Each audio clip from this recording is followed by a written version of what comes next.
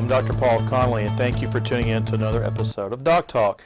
We're going to talk a little bit about diabetic foot ulcers and diabetes and what it can do actually to the peripheral artery system and how it affects the feet. Diabetes, about 37.5 million Americans actually have diabetes, and that's about 1 in 10 Americans, or 11% of the U.S. population. And actually about 1 in 5 diabetics that don't even know they have it. When you look at diabetics in 65 and older, actually approximately 1/4 of Americans at age 65 or older will actually have diabetes. One of the problems with diabetes combined with decreased blood flow and neuropathy affected with diabetes. Neuropathy is damage to the nerves.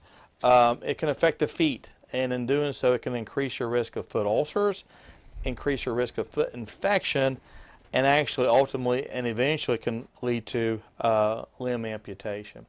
So tonight we're here at Dr. Mrozek's office. Dr. Mrozek has allowed us to come to his office here in Fayetteville. Dr. Mrozek is a foot and ankle specialist, podiatrist, and he treats foot and ankle disorders, and he's actually on staff at Plateau Medical Center. So Dr. Mrozek, thanks for coming on the show tonight. Well, I appreciate the invitation and joining Dr. Conley on Doc Talk. Look forward to hopefully giving you some good information about foot and ankle issues with diabetes in general. So I tell you one thing I want to kind of start off with, Dr. Mrozek, for the audience, exactly what is maybe your specialty, podiatry, foot and ankle. Maybe you can tell us a little bit about what you specialize in and what you do on a daily basis here. Certainly. Podiatrist deals, like you said, with the foot and ankle, and we do 4-year medical school, podiatry school, and then postgraduate training. After that, some people do fellowships or go into private practice. As far as our practice here, we deal with everything from young children to geriatrics to sports injuries. I'm one of the staff podiatrists at a lot of the local nursing homes, so I do a lot of geriatric care in those facilities. And like you said, I'm on staff at Plateau Medical Center as well. So a normal day we will do anything from, like I said, some issues with diabetes. We'll have people that come in with other foot maladies, and we stay quite busy. Unfortunately there is a lot of people that have foot problems in the area. So well, one of the things talking about going to nursing homes again, statistically, we think about diabetes and how again this is something that we're seeing more and more of. I think even before the show we were talking a little bit about how COVID, it's almost like we can't have an episode now without COVID somehow being part of the conversation. With COVID, definitely we've seen an increase in people gaining weight, people staying at home, working at home. We've seen increased depression. With depression, a lot of times you see an increase with obesity, and we've seen that. And as obesity goes up, diabetes obviously has went up.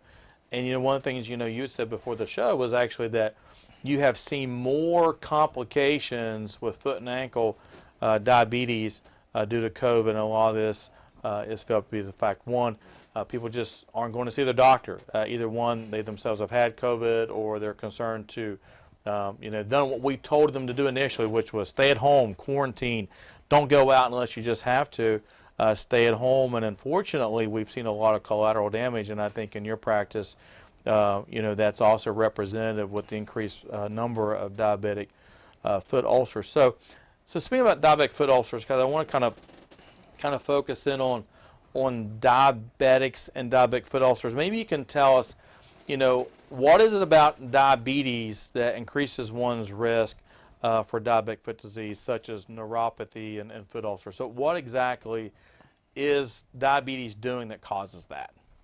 Okay. Well, the diabetes has a lot of effect, as you're well aware, on the body, from head to toe, from eyes to heart to kidneys to circulation, and then ultimately with the issues with the nerves.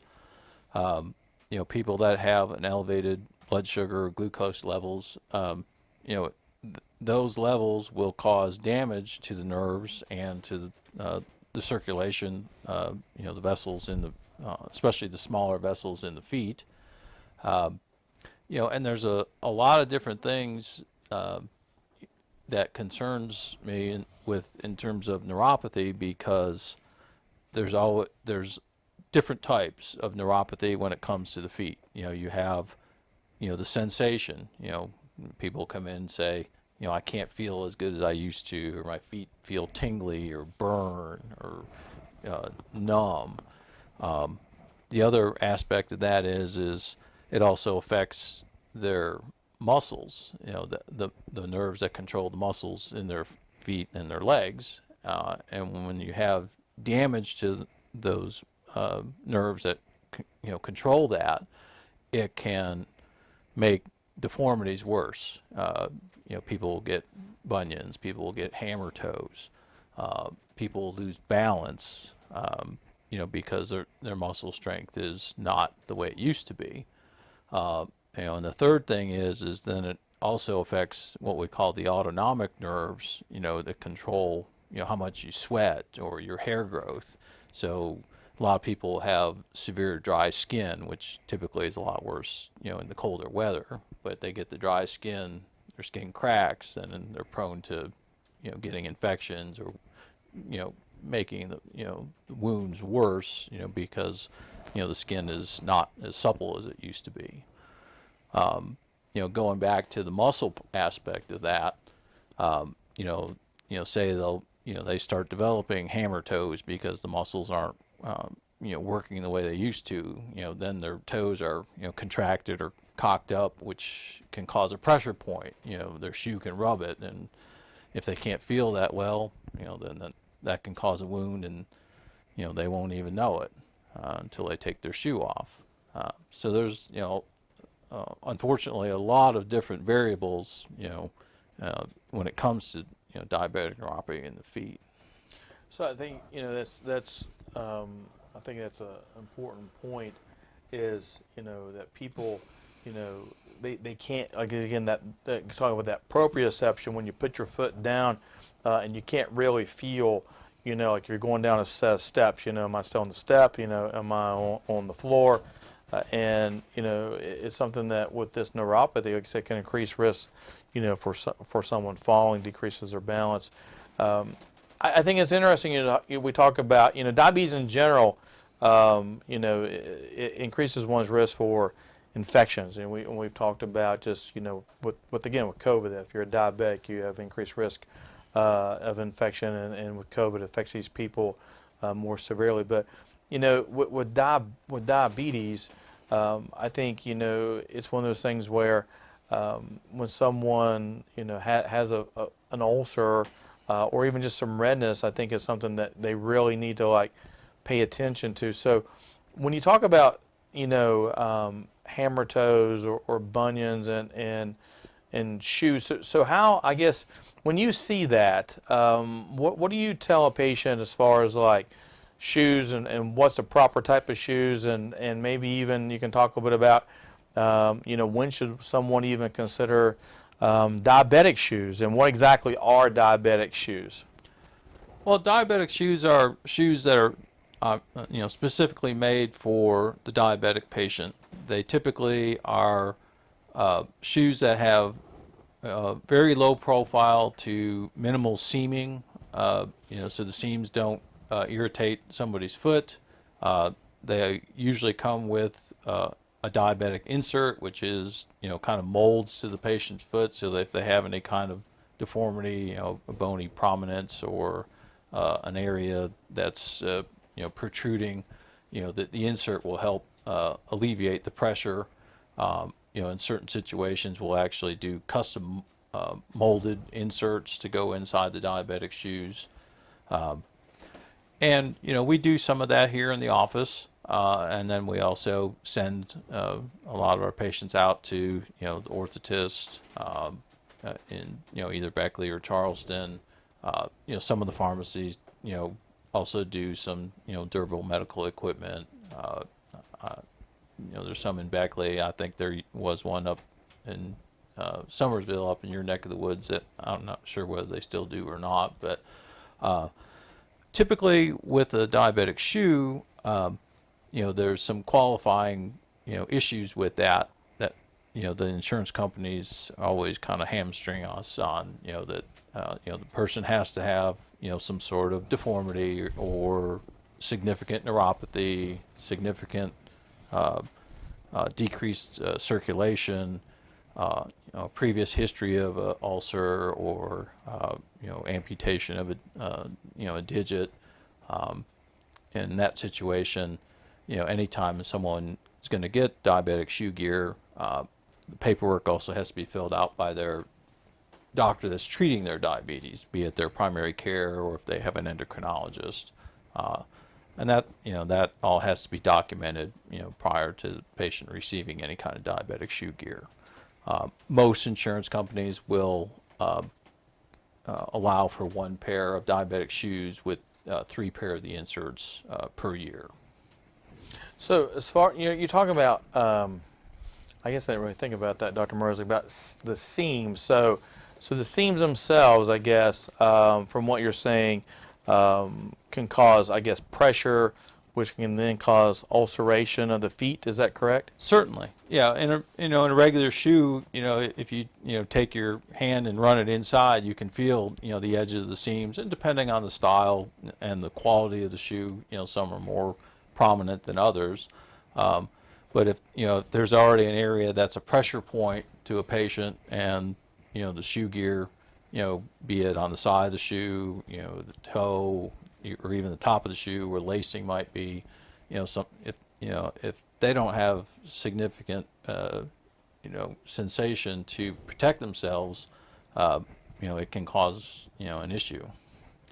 Well, I think that's something that's important. I think a lot of people probably don't think about the importance, if you are, especially if you're a diabetic, the importance of getting, good, footwear. And I think that's important. You're on your feet, all the time. And I think sometimes, people don't really think about the importance of good quality shoes, and probably making sure you don't have shoes that are too loose or too tight. Right. And, the fit is always important, whether you're wearing a diabetic shoe or a regular shoe. I always suggest to my patients, if they're going to buy a shoe, if you can, try them on. A lot of times nowadays with Amazon and, all these mail order stuff, a lot of times people order shoes, which is fine. But, when you want to be fitting for a shoe, you always want to try those shoes on later in the day, when your foot is a little bit bigger than when you wake up in the morning. So if you have any kind of swelling or anything like that, so that always is kind of an important issue. And like you said, sometimes too loose is worse than too small. Because if your foot's sliding around inside that shoe where it's too loose, you're gonna it's gonna bounce around like a ball on a pinball game, and whereas if the shoe's too tight, you're not going to move that much, but it is has a propensity to rub as well.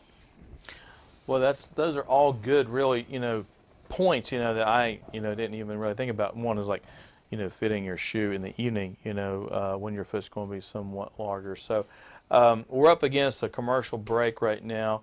I want to come back and ask you some questions about things as if you're a diabetic, just routine foot care, examining your foot, trimming your toenails, and so those are all things that we're going to talk about after the break. So you guys stay tuned, and we'll be right back.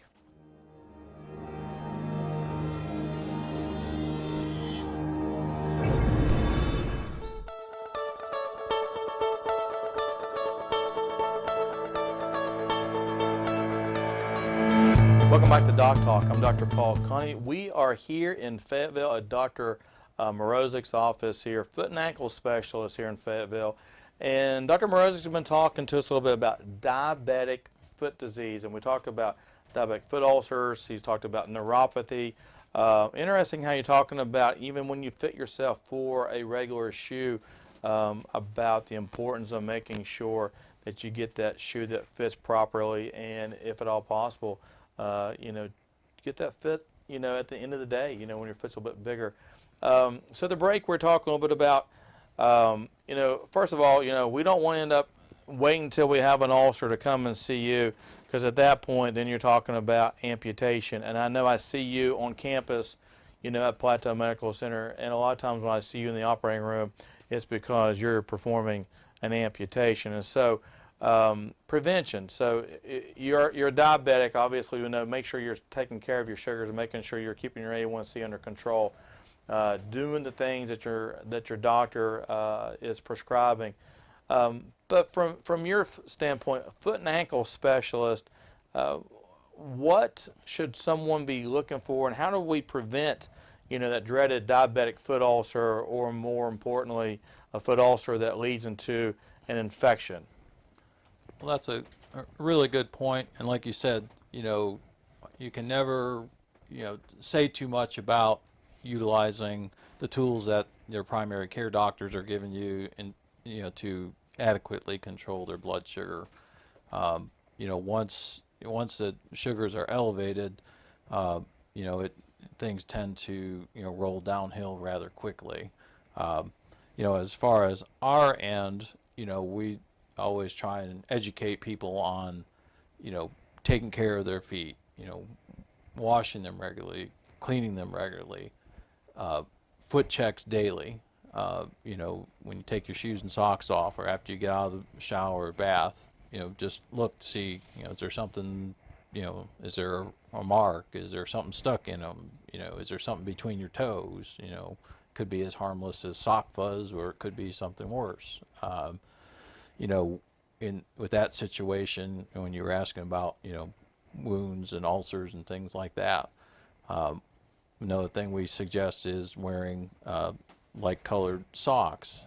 So if they do have something going on, if it bleeds or it drains, it'll show up on their socks, and give them a little bit more of a heads up. A lot of times people aren't able to look at the bottoms of their feet, but if they take their socks off and they see a bloody spot, well, they know something's going on. Another good tool to check the bottom of their feet, if they have no one to do that for them, is utilize a mirror, and hold their foot up over a mirror, and that way they can see something that might be head off any potential issues. Unfortunately, a lot of times with diabetics, with they get a blister or they step on something, if their blood glucose or blood sugar is elevated, or their circulation isn't that good, things can accelerate quickly. And like you alluded to, unfortunately, over the last couple of years since COVID hit, we have had a significant increase in number of amputations, which to me is one of the things I least prefer to do. Right, and I think, like I said, I saw you today on campus, and again, it was, a foot amputation, and so you're doing amputations, because at that point, that is because you're trying to prevent a limb-threatening condition to become life-threatening, and we see people who have maybe a diabetic foot ulcer that becomes infection not into the soft tissues, like a cellulitis, but then you get a necrotizing fasciitis or an osteomyelitis, which is obviously infection of the bone, and then you're going from a toe amputation to metatarsal amputation to foot amputation, or et cetera, et cetera. So I think these things can progress rapidly, or you could have a patient that's diabetic and they can go from a foot ulcer to even sepsis, and now it becomes life-threatening. And so I don't think people, it can not be stressed enough, to do some of these preventative things that that you're talking about, and even thinking about the autonomic dysfunction, the dry skin. I've seen diabetics who have that dry skin, and then they get, like you said, a fungal infection, or they get the foot infection, athlete's foot, let's say, and then they can get a cellulitis, and they may not even feel that, because of the neuropathy from diabetes. So, one of the things too is, you got diabetic, and they want to know how often should they have, a foot exam by their physician, as far as, checking their feet, checking for neuropathy. So what are your recommendations to have a foot exam, by a professional such as yourself? Well, any diabetic ought to have at least one foot exam per year. And that's for anybody, even if, they have no issues in terms of neuropathy, their blood sugar is under, good control. And then, the numbers kind of go up based on, what kind of, issues people are having. If they've got neuropathy, if they have a history of a pre-ulcerative lesion or some sort of, deformity, at that time, it's suggested at least twice a year, for, a diabetic foot exam. And that just, entails usually a general once over of the feet. We check the pulses, check the circulation in the toes, check between the toes for any type of, issues with, athlete's foot or cracking or peeling or, foreign bodies. And then we'll also, check the, the neurological aspect of it. We typically utilize, the monofilament and the tuning fork, and, those check the different, nerve pathways, that show us what the progression is in terms of what their sensation is, and, if they have protective sensation against any type of, injury or wound. So the monofilament, that's basically just it's basically just, it's like almost like a flexible piece of wire, and you're touching to see if the patient can feel that, and then the tuning fork feeling for vibration. So we know that, diabetics, again, nature of the beast, sugars are high, your foot's in a shoe that's warm, it's moist, you got diabetes, toenail fungus, is pretty common, and a person wants to know, how do I keep my toes trimmed? What do I need to do as a diabetic? Is that something I should do at home? Is that something I should see a professional? So just daily or routine foot care you've talked about, but what about that person who has concerns or questions about, trimming their toenails, and the concern about nicking or cutting into the quick, as you would say? What are your suggestions for that individual?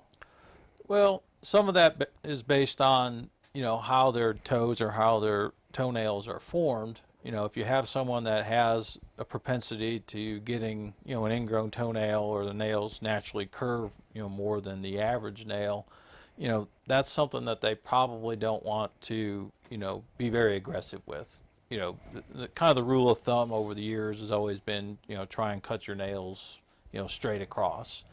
For the person that's nails always want to ingrow, trying to cut them straight across doesn't really work that well. So they always have a tendency to, try and do a little bathroom surgery and dig down in there. And unfortunately, that's when issues can really start quickly.